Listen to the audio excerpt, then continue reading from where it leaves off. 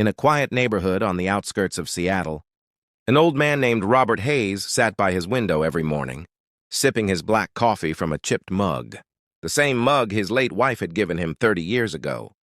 His eyes would always wander to the empty chair across from him, the one that used to be filled with laughter, stories, and warmth. Robert had 2 sons, Ethan and Michael. Once upon a time, they were inseparable. They'd fix cars together in the garage, go fishing with their dad, and spend nights around the campfire sharing dreams. But dreams change, and so do people. Ethan, the elder one, left home early, ambitious, determined, chasing success in New York's fast corporate world. He'd call sometimes, just enough to remind his father he was still alive. Michael, the younger son, stayed behind. He worked small jobs, cared for his father, and kept the old house alive. But love, even when deep, sometimes gets buried under misunderstandings. Years ago, a harsh argument tore the family apart. Words that shouldn't have been spoken. Pride that shouldn't have been held. Robert hadn't seen Ethan since that day. Now, every morning, Robert sat staring at that empty chair, whispering softly, "You'll come back one day, won't you?" Outside, the wind blew leaves across the porch. Inside, silence became his only companion. That evening, Michael entered the house holding a torn envelope. "Dad," he said quietly, "a letter came from Ethan." Robert froze. His hands trembled as he reached for it. For years, he had dreamed of this moment, hearing from the son who had walked away. He opened the envelope slowly. The handwriting was familiar yet distant. "Dad, I'm sorry it took me so long. I'll be coming home soon." Robert's heart pounded. Tears welled in his eyes. After all these years, his son was coming home. But destiny had its own plans. The night after Ethan's letter arrived, Robert couldn't sleep. He sat by the window, staring at the stars like he used to when his sons were small. He remembered their laughter, their fights, their little hands tugging on his sleeves, asking, "Dad, can we stay up a little longer?" Now those voices were gone, replaced by the ticking of a clock that seemed louder in the silence. Michael watched his father quietly from the doorway. He had grown used to this, the loneliness that hung in the air like a ghost. He had stayed behind all these years, keeping the house warm, taking care of his father, never complaining. But deep inside, he always felt overshadowed by Ethan's absence, and by the love their father still held for his elder son. The next morning, Robert woke up earlier than usual. He asked Michael to fix up the old guest room, Ethan's old room. The walls were still covered with childhood posters, baseball heroes, racing cars, and a faded picture of the 3 of them fishing at Lake Washington. Michael hesitated for a moment. "Dad, are you sure he'll come this time?" Robert smiled faintly, a tear gathering in his eye. "He said he's coming home, son. That's all I ever wanted to hear." Meanwhile, hundreds of miles away in New York, Ethan was packing his suitcase. The city outside was loud and indifferent, horns blaring, people rushing, but inside his apartment, there was only the soft rustle of regret. He looked at an old photo on his table, his father's arm around him, both smiling proudly in front of the garage they once built together. He whispered, "I should have never left that way." For years, Ethan had been running, from guilt, from pride, from memories he didn't know how to face. But now, as he zipped up his suitcase, he knew this trip wasn't about going home. It was about making peace. Back in Seattle, Robert stood at the porch that evening, holding his cane, eyes fixed on the road ahead. The autumn wind was cold, but his heart was warm with hope. He didn't know that fate was already writing. Something else, something no one could have stopped. The morning sunlight crept through the curtains, painting soft golden lines across Robert's worn-out hands. He was humming an old country tune as he waited for Michael to bring breakfast. His heart hadn't felt this alive in years. His son was coming home. Michael smiled faintly as he placed the tray on the table. "Dad, you're up early again?" Robert chuckled. "When your heart's waiting for something, sleep doesn't come easy, son." Michael nodded, but there was a shadow behind his smile. Deep down, he was happy for his father, yet something inside him hurt. For years, he had stayed beside Robert, through illness, through loneliness, through endless quiet dinners. And now, the excitement in his father's eyes was for the son who had walked away. But he said nothing.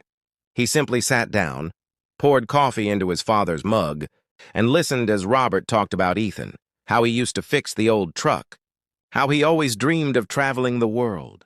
Just as they were finishing breakfast, the phone rang. Robert's hand shook slightly as he picked it up. "Maybe it's him," he whispered. "Hello?" There was silence. Then a woman's voice spoke softly, her tone careful, almost trembling. "Is this Mr. Hayes?" "Yes, this is Robert Hayes. Who's speaking?" The woman hesitated before saying, "Sir, my name's Dr. Collins. I'm calling from St. Mary's Hospital in Montana." Michael looked up sharply. Robert's smile faded. "Hospital?" he repeated, his voice barely a whisper. "I'm afraid there's been an accident," the doctor continued gently. "Your son, Ethan Hayes. He was in a car crash on his way to Seattle." The phone nearly slipped from Robert's hand. His breath caught in his throat. "No, that can't be." He was coming home. "I'm sorry, Mr. Hayes. He's in critical condition. You should come as soon as you can." The world around Robert blurred. The clock ticked louder. The air felt heavier. Michael rushed forward, grabbing the phone, asking questions, but Robert barely heard anything. His heart, which had been full of hope just moments ago, now felt like it was breaking in slow motion.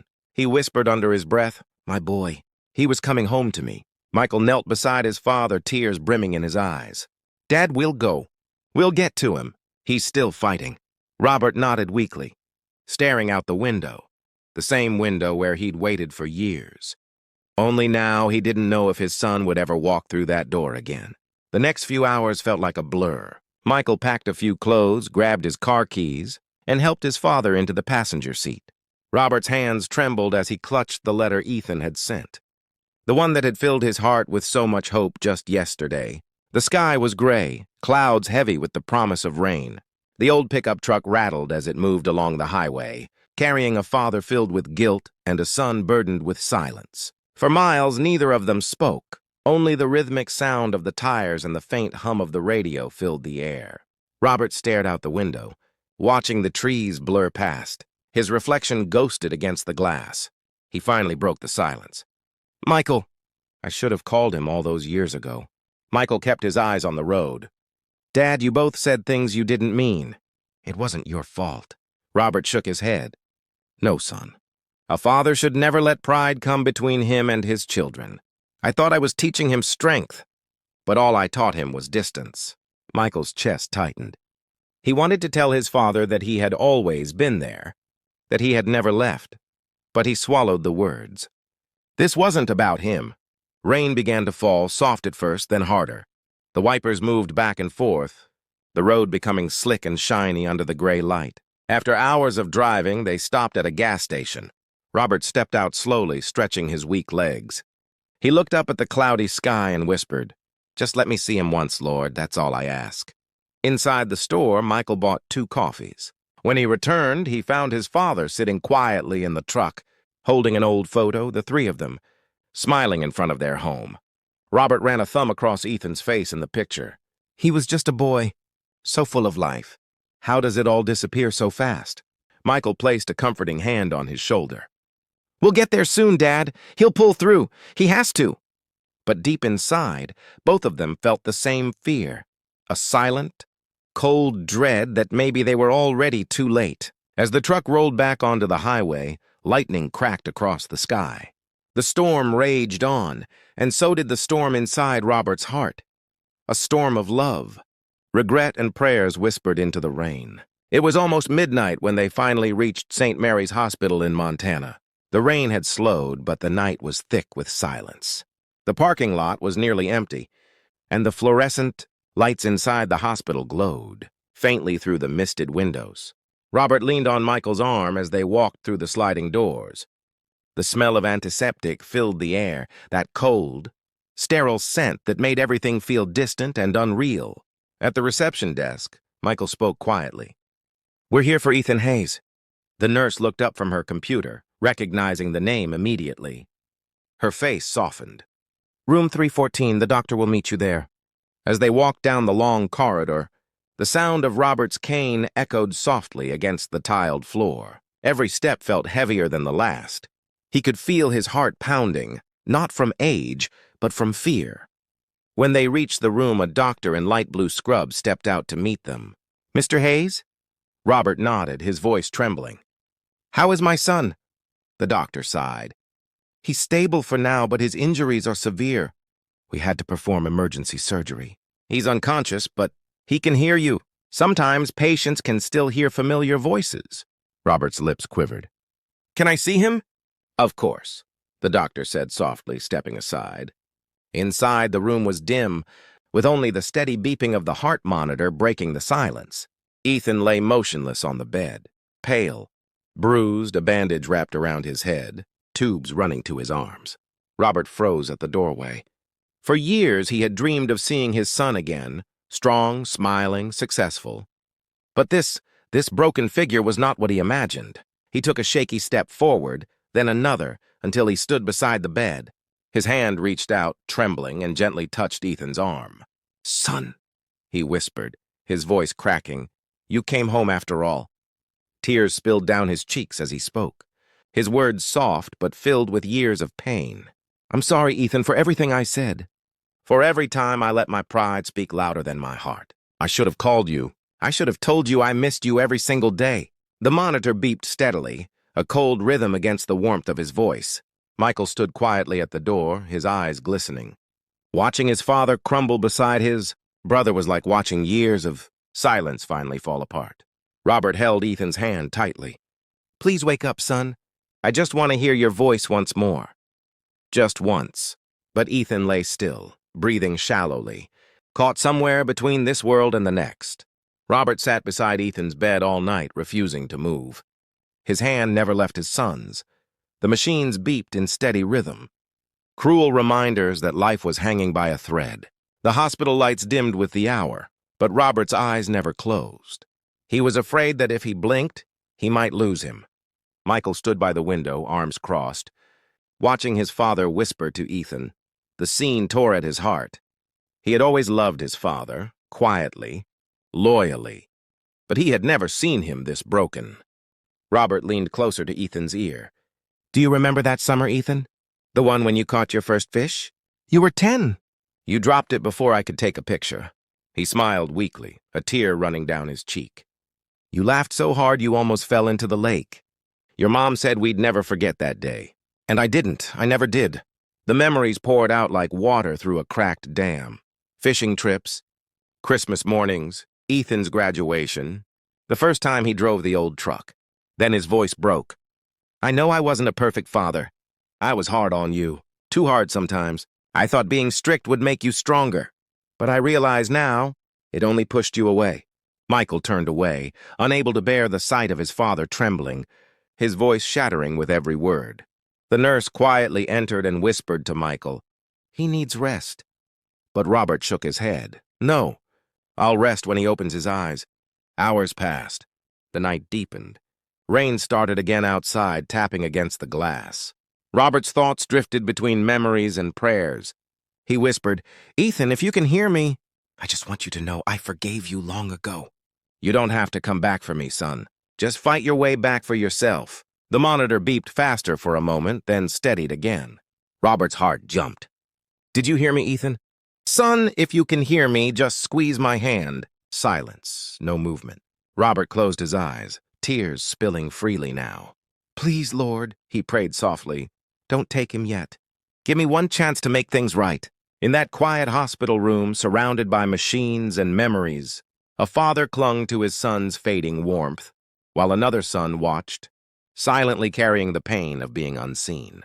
Michael stepped closer, placing a hand on Robert's shoulder. "Dad, you need to rest. Let me stay with him for a while." Robert shook his head, voice trembling. "If I close my eyes, I might miss him waking up." And so he sat there, waiting, praying, remembering, as the night swallowed the world outside. By dawn, the pale light of morning crept into the hospital room. Robert hadn't moved an inch. His eyes were red and swollen, his fingers stiff from clutching Ethan's hand all night. Michael had dozed off on the small couch nearby, exhaustion finally overtaking his worry. The nurse quietly entered the room, checking the monitors. "He made it through the night," she whispered kindly. "That's a good sign." Robert nodded faintly, hope flickering weakly in his tired eyes. "Thank you," he murmured. He leaned forward again, his voice breaking softly. "Ethan, it's morning, son. The sun's up. You always said mornings were your favorite, remember? You used to run outside before anyone else woke up," said the world felt new. He smiled through his tears. "You were right. Mornings always gave you another chance to start again. So wake up, son. Let's start again." For a few seconds, he swore he saw Ethan's fingers twitch, just slightly. Robert gasped. "Michael, I think he moved."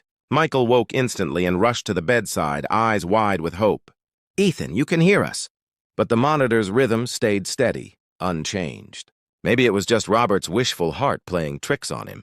The doctor entered a few minutes later, clipboard in hand. "He's holding on," he said gently, "but we'll need to keep him under observation. The next 24 hours are critical." Robert nodded, gripping Ethan's hand tighter. "We'll be right here. We're not going anywhere." Hours turned into another long day. Robert barely ate, barely moved.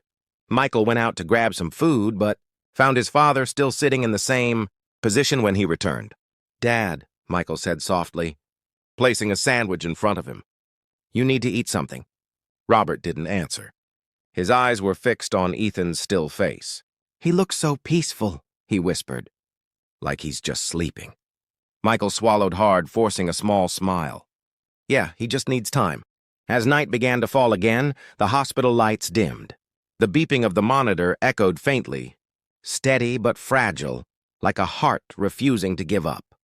Robert reached into his pocket and pulled out a small folded note, Ethan's letter. He opened it, tracing the words with trembling fingers. "Dad, I'm sorry it took me so long. I'll be coming home soon." He pressed the paper against his chest. "You did come home, son. Just not the way I imagined." Michael turned away, hiding the tears welling in his eyes. Outside, the sky darkened once more, and for the first time in his life, Robert Hayes began to fear that morning might never come again. The second night in the hospital felt heavier than the first. The air was thick, the lights dimmer, and the beeping of the machines had become part of Robert's heartbeat. He hadn't left Ethan's side for a single moment. Michael stood by the doorway, watching his father's trembling hands resting on the edge of the bed. He wanted to be strong, but seeing his father so fragile made his chest ache. At around midnight, the doctor entered quietly, his face somber. "Mr. Hayes," he said softly, "can we talk for a moment?" Robert's eyes darted toward him, fear flashing across his face. "Is he worse?" The doctor hesitated, glancing at Ethan. "He's fading. We've done everything we can, but his internal injuries are too severe. I'm sorry." Robert's breath caught. The words sank into him like ice. "No," he whispered, shaking his head.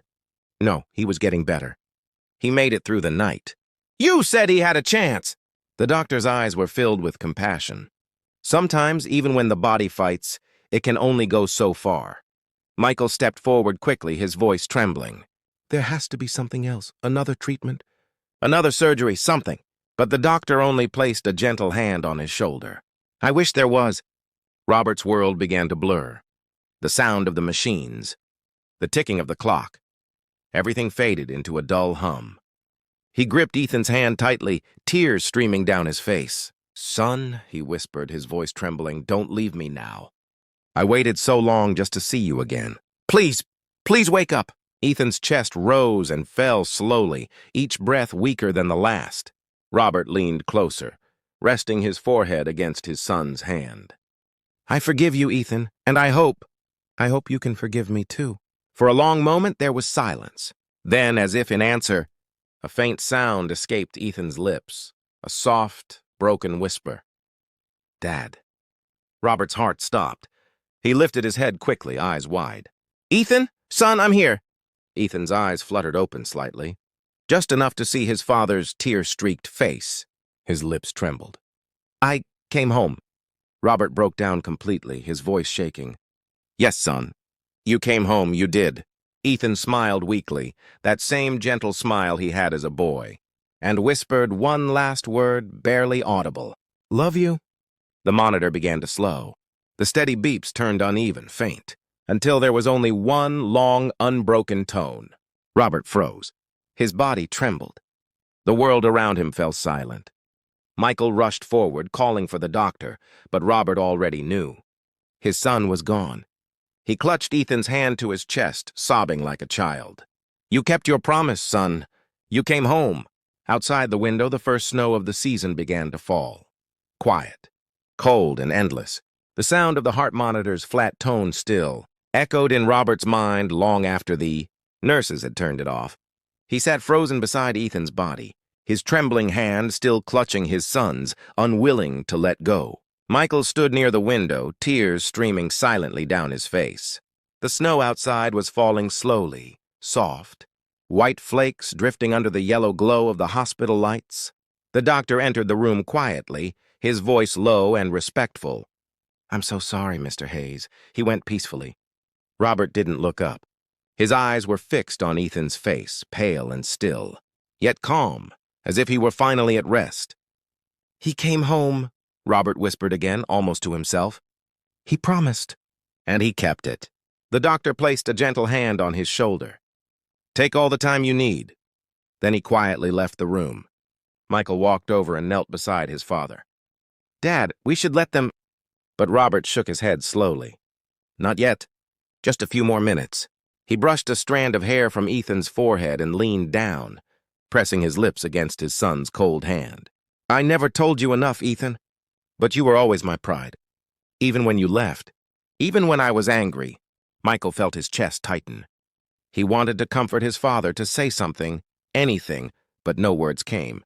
Only silence filled the room, heavy and sacred. After a long pause, Robert finally whispered, "He looks just like his mother when he sleeps. Peaceful. Free." Michael wiped his tears. "Dad, we should go home." "You need rest." Robert nodded faintly, but his gaze didn't move. "Home," he repeated, his voice distant. "The house feels so empty without him." As the hospital staff quietly entered to prepare Ethan's body, Robert stood slowly, using his cane for support. He took one last look at his son, the boy he had raised, the man he had lost, and whispered, "Goodbye, my son. You found your way back to me, even if it was only to say goodbye."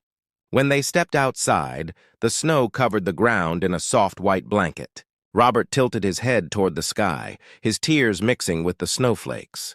Michael helped him into the truck. Neither of them spoke during the long drive back to Seattle. The world outside was silent, a silence too deep for words. And somewhere in that quiet, Robert realized that grief wasn't just pain, it was love with nowhere left to go. The drive back to Seattle felt endless. Snow-covered roads stretched ahead like a lonely ribbon, winding through silence.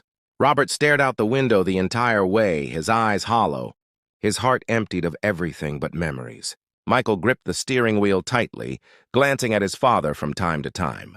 He wanted to speak, to say something that could ease the ache, but there were no words left that could fill that silence. When they finally reached home, the house felt colder than ever. Robert paused at the front door, his fingers brushing over the old wooden frame. "He used to run in here," he whispered, almost smiling through his tears. "Always yelling, 'Dad, I'm starving!'" Michael helped him inside. The living room looked the same. The same armchair, the same fireplace, the same empty chair across the table that had once belonged to Ethan. Only now, that emptiness felt unbearable. Robert walked to the fireplace and knelt down slowly, placing Ethan's letter on the mantel. "You kept your word, son," he said softly. "You came home." Michael stood nearby, his hands in his pockets, his throat tight. "Dad, we can have the service in a few days. The hospital will call once—" Robert interrupted him gently, his voice low but steady. "I want him home before then. I want him here, where he belongs." Michael hesitated, then nodded. "I'll make the arrangements." As he left the room to make calls, Robert sat in his old chair and stared at the empty one across from him. The silence of the house was deafening. He imagined Ethan sitting there again, his laughter filling the room, his voice teasing, "You still drink that bitter coffee, Dad?"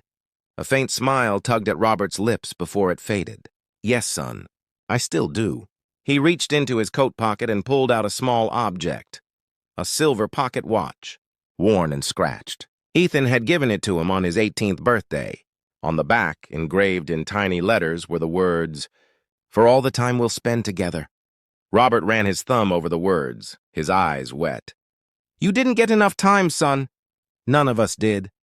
When Michael returned, he found his father still sitting there, the watch clutched tightly in his hand, the firelight flickering across his face. Michael placed a comforting hand on his shoulder. "Dad, you should get some rest." Robert looked up, his voice barely a whisper. "I can rest now, son." "He's home." As night fell outside, the snow continued to blanket the world in silence. And inside, a father sat between two chairs, one filled with memories and the other with loss. The hospital smelled of antiseptic and quiet sorrow. Machines beeped softly around the old man's bed. His once strong hands now trembled with every breath he took.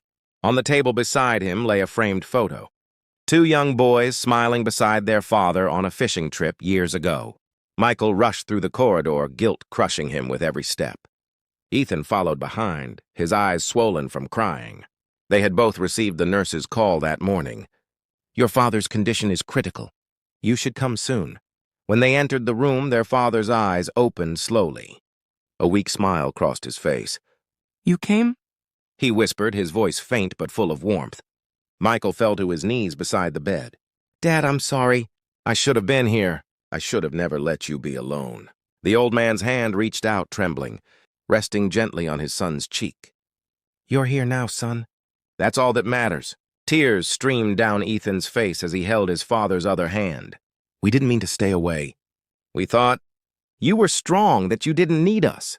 The father's eyes softened. A father always needs his sons, not for help, but for love. For a moment, the room was silent, except for the soft beeping of the heart monitor. Then, with a faint breath, he whispered, "Take care of each other," and closed his eyes.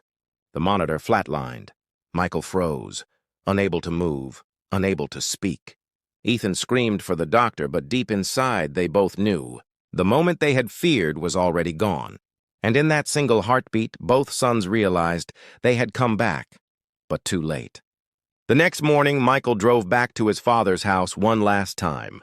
The old wooden door creaked as he entered.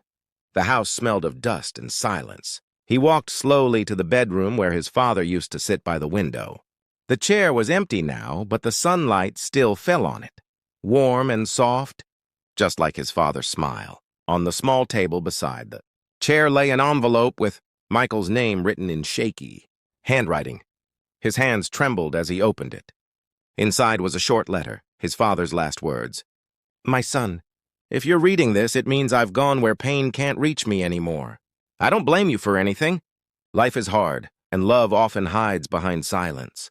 I want you to remember, forgiveness is the bridge that connects hearts, even when time fails to. Don't carry guilt, my boy. Live, love, and make peace with yourself. I'll always be with you, in every sunrise, in every smile.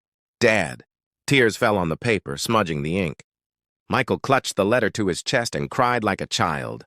The kind of cry that breaks years of silence. Outside, the wind whispered through the trees, almost like his father's voice saying goodbye. At the funeral, Ethan stood beside his brother, his head down, his eyes red. For the first time in years, they held each other, not as strangers, but as sons who had finally understood the man who raised them with everything he had.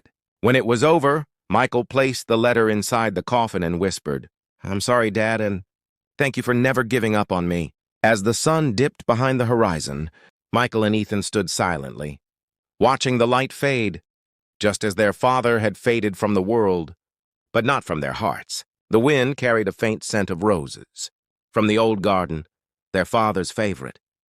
And for a brief moment, they both felt it, his presence, his warmth, his love. Because some goodbyes, no matter how final, never truly end.